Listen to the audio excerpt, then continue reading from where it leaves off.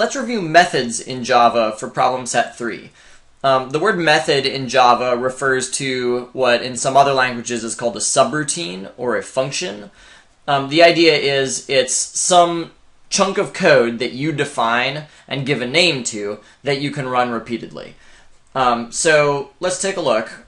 This program right now displays 5 stars, as you can see. Let's say I wanted to display 5 stars a lot. So often that I didn't want to use 3 lines of code every single time I wanted to do that. It's a good candidate for a method.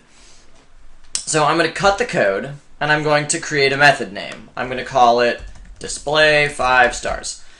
The way Java knows that this is supposed to be a method and not a variable or something else is the presence of the opening and closing parentheses at the end. These have a special meaning that we'll talk about in a minute when we get to functions that take input. I'll use the word function and method kind of interchangeably. Okay, so if we hover over this, it says the method display 5 stars is undefined. That's not surprising. Here I'm trying to use my own command, but I haven't actually created it yet. So how do you create a new method? In Java, we usually say that you declare a method. That means that you're defining what it is that the command is supposed to do when you run it. So you can define a method wherever you want. You can declare a method wherever you want. So I could do it up here, define a method here, or we could also do it after the main method down here. The only rule is that you have to declare it inside the class, so within this code block, and you can't declare it inside an existing method. So inside this code block, that's the main method. I can use a command. We say that you call a command when you're using it.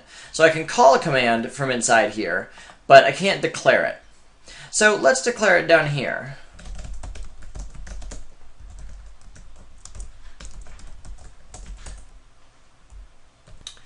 So now if I recreate that same code on the inside of this code block, I less than 5, I plus plus, system.out.print star. Now you see when I run it, it still displays 5 stars, but the reason why is because I'm calling the method right here. Just to prove to you that you can use this command as many times as you want, let's have a bunch of dashes. So here I'm calling the method, I'm displaying a bunch of hyphens, and I'm calling the method a second time.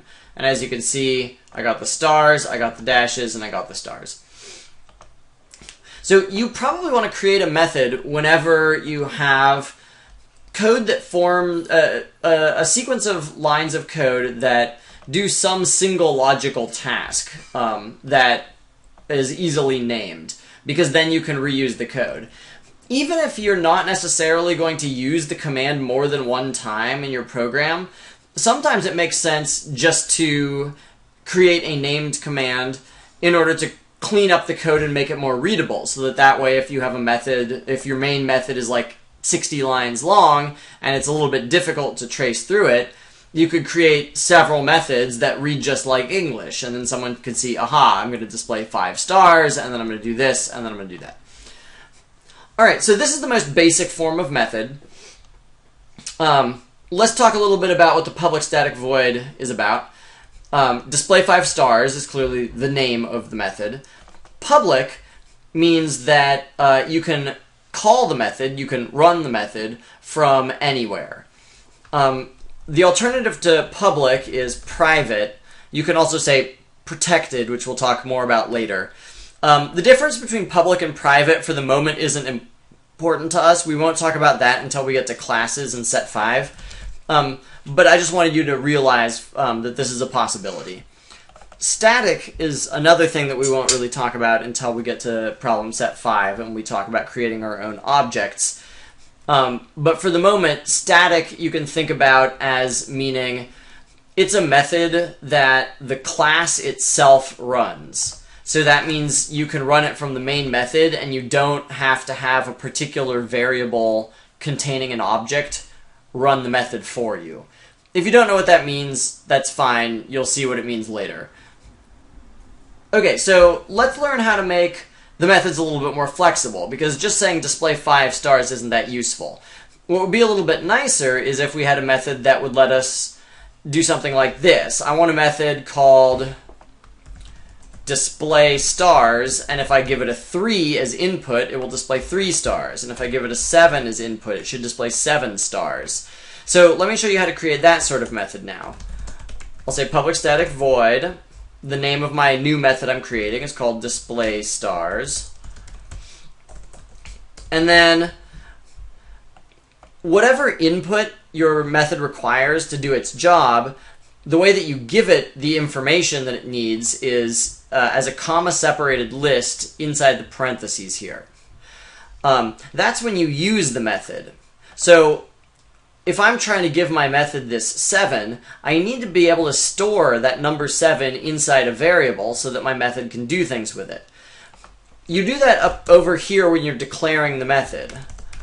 So here I've declared a new variable, and you notice that this syntax is exactly like it would be when you would ordinarily declare a variable. I have the data type followed by the variable name. The fact that my declaration happens inside the parentheses, the fact that it happens in this special place, means that this variable has a special meaning. This variable is automatically going to get assigned the number that the person using the method puts in the parentheses. In other words, this 7 is going to get copied into numstars when I use the display stars method. So now inside the method, I can say, let's loop not 5 times, but let's loop numstars times.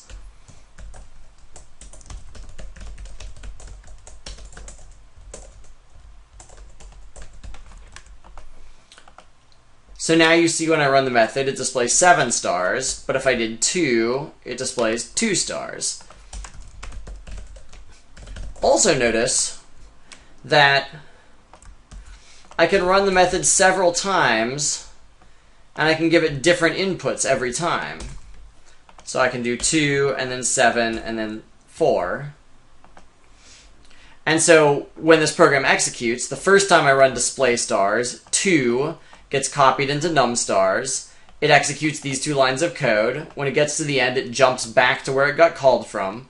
Then it does a print line. Now the next time display stars gets called, the 7 gets copied in here. I guess now is as good a time as any to tell you this.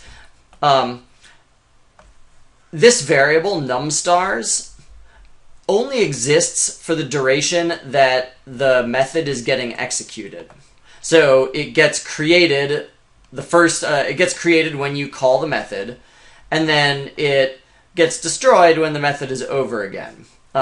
We say that the scope of the variable is where in the program the variable can be accessed from. So the scope of this variable is just inside display stars. Notice that down here I can't say system.out.println numstars, because down here numstars doesn't exist. Also notice that if I have a variable here, var, and I try to use it up inside my method, in here the variable var contains 9. Down here it says it cannot be resolved to a variable, because this method is a completely separate scope from the main method. So var was declared inside main, so its scope is main, and the variable simply isn't accessible from this other method.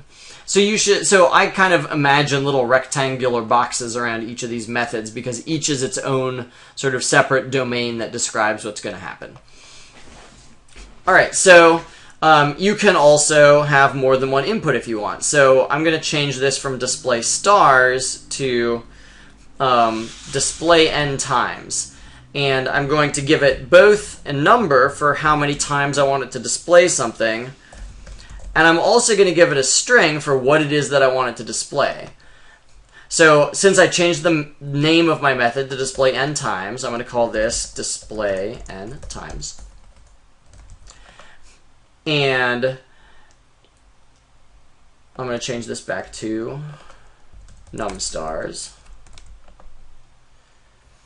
Okay, so far so good. It's complaining here. if I hover, it says the method display n times, and then see there's an int in the parentheses, is not applicable for the arguments int string. Arguments is a word for inputs, and it's saying I'm giving it as an input an integer and then a string, and you can see that right here. I'm giving it 5 and then bird. But it's saying that those arguments, those inputs, are not applicable for the method that I've declared. And the reason why is the method I've declared right here only can accept one input, because I've only declared a single variable here that can store some information as input. So because I'm trying to pass two pieces of information to input, instead I need to create two different variables. I'm going to call the second variable MSG for message. So now when it runs, 5, the value 5 will get assigned to numstars. The value bird will get assigned to message. And I think I'm going to display message. So now it displays bird 5 times, but the next time I run it, I could say display n times 7, 8, and then I could have a star. And now, as you can see, my single method is very flexible because I can display any string a certain number of times repeated. So you're allowed to pass any kind of information you want as input. You can have as many inputs as you want. Later on when we do arrays and array lists, you can pass those. Let me now show you the last type of method. This type of method is one that can return a value as an answer. This is really useful if you need to do certain kinds of calculations, like let's pretend that you didn't know about the math.max function and you just wanted some quick way of deciding which number was bigger. So let's get two numbers. So A is going to be a random integer, math.random times 100, and let's make B be a random integer, and let's pretend I just need to decide which one of those is bigger. You could do something like this. If A is larger than B, then system.out.println A, otherwise system.out.println B. So this is going to print whichever one is larger. Oops, this is not going to print. Okay, I forgot the semicolon. Okay, so this is going to print whichever one is larger. Yep, they seem pretty large. Let's say I didn't want to have this if-else statement in my code every single time I just want to decide which one is bigger. It would be nice if I could do something like this. Int largest equals whatever the maximum of A and B are. So I want to pass my two numbers into a function, and the function should give back as an answer whichever one is larger. So you can do that very easily. I'll say public static. What I'm typing is wrong right now, but don't worry about it for the moment. So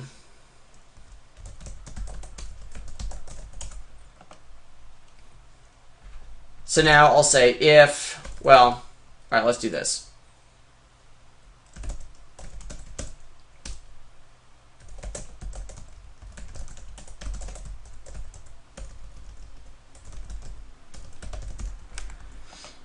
Okay, we'll do it this way. So public I've told you about, static we're not talking about. Void means that the method doesn't give back any answer. But now we have a method where we want it to give back an answer. So instead of void, we're going to put the type of data that it's going to return to us.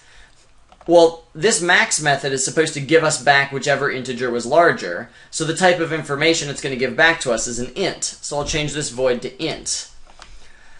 So here's what happens.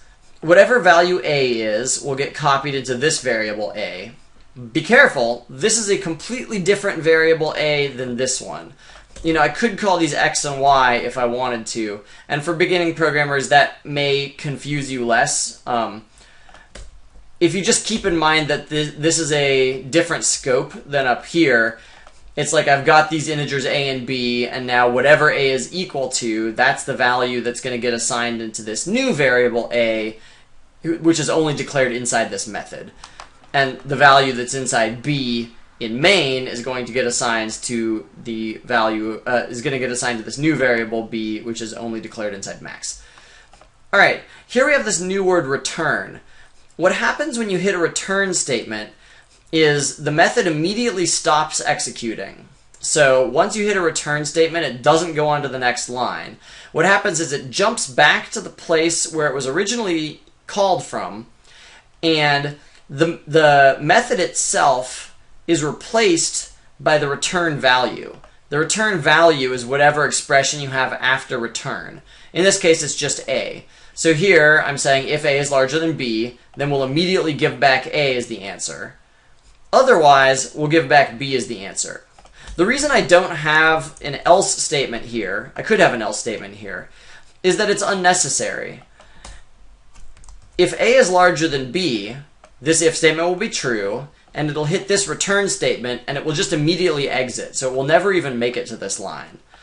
If A is not larger than B, it will skip this, because the if statement won't be true, and it will return B. Let's just see if this works. So system.out.println, A is A, and B is B, and largest is max A and B. Okay, so now when I run it, you'll see A is 7, B is 85, largest is 85. So you can see it's always selecting the largest here. So that's one example of a method with a return value. Let's do another one. Let's do, what's going to be useful? Let's do one that calculates the distance between 2 points. So I'm going to be using the distance formula. I'm going to call my method distance, and it's going to take 4 numbers, except I'm going to call the numbers x1 and y1 and x2 and y2. So now I'm generating an xy coordinate pair that are integers between 0 and 99, and a second coordinate pair that are between 0 and 99. And I'm going to pass those as inputs into here. And now I need to create my distance function. If you're inside Eclipse, you can actually hover over this and say create the method, and it will actually create the method signature right here for you. Probably, you know, if you're going to have to do the AP test and write all this stuff down by hand, it might be good practice to actually type this every time instead of having the computer do it for you, because you might not remember it if the computer does it for you every time. But it is a nice time saver. Notice I'm returning an int. So let's do my return value. I'll say return math.square root of, I need to do like the difference between the x's squared plus the difference between the y's squared. So I think I'm going to actually declare a delta x variable, which will be x1 minus x2, and a delta y variable, which will be y1 minus y2. And now I can say delta x times delta x plus delta y times delta y, and that's the distance formula. I wonder why it's complaining. Let's see. It says type mismatch, cannot convert double to int. So math.square root is going to return a double, but it's what's going to get returned by my return statement here. And if you look at the method signature, the method is expecting to return type integer. So it's saying it can't take this double and treat it like an integer. So we could cast to int here. That's one solution. I think that makes less sense because I don't want to round all of my distances to be ints. So let's actually change this to be a double. So now I'm returning a double. But now I have a problem in another place. Here it's complaining and it's saying type mismatch cannot convert from double to int. And the reason why is, since we changed this, now my distance method is returning a double, but I'm trying to assign it to an integer variable. Some of your problems in the problem set are going to be about recognizing exactly this type of mismatch. So I might do something like this. I might say, what's wrong here? And the answer is, I'm only giving it 3 arguments, but there are 4 parameters defined right here. And so I would either need a 4th argument, or I would need only 3 parameters. But you can't assign 3 values to 4 variables here. So that's an example of a sort of a mismatch between the inputs and what it's expecting to get. A different type of mismatch is a mismatch between its return type and the type of variable it's being assigned to. So if I said string here, and I said what's wrong, a good answer would be distance is returning a double, but you can't assign that to a data type that's string. Okay, so let's make this double, and let's show you that this works. System.out.println distance is, I'm calling it largest, which maybe doesn't make that much sense. And there it's giving me distance. Okay, so now you know how to create your own commands that take any number of inputs, which are called arguments. The variables that hold the arguments are called parameters. And double is the return type. It's the data type that gets returned. This is called the return statement. There can be more than one. As soon as you hit it, you don't continue on. So if I were to do this, for example, hi, you'll see it says unreachable code. And it's unreachable because as soon as it hits return, it's going to exit, so it's never going to get to this line. So now you also know how to create methods with return values. As one last thing, you are allowed to use methods inside other methods. I don't know if I want to do an example of that right now, but it's something that you can do. I think that's it for this round. I'll take a look at the problem set and see if I think it makes sense to make another video.